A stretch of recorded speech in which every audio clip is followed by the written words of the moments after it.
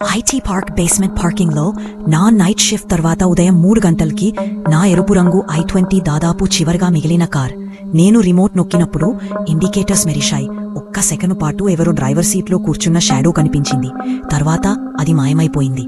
నేను అది కేవలం ప్రతిబింబమని నన్ను నేను సరిచేసుకుని దాన్ని పట్టించుకోకుండా కార్ లోపలికి వెళ్లి కార్ స్టార్ట్ చేసి రివర్స్ చేయడానికి సిద్ధమయ్యాను. ఆ క్షణంలో నా ఫోన్ స్క్రీన్ గ్లిచ్ అయింది మరియు 2 నెలల క్రితం యాక్టివ్గా ఉన్న పాత్ ఆఫీస్ గ్రూప్ చాట్ టాప్కి వచ్చింది.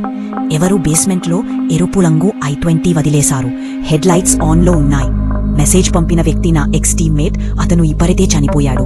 అదే కార్, అదే నంబర్ ప్లేట్. నా గుండె ఆగిపోయినట్లయింది. నేను రియర్ వ్యూ మిర్రర్ చూసినప్పుడు దూరంగా ఉన్న సీసీటీవీ మానిటర్లో నా కార్ ఇప్పటికే దానంతటా అదే రివర్స్ అవుతున్నట్లు కనిపించింది.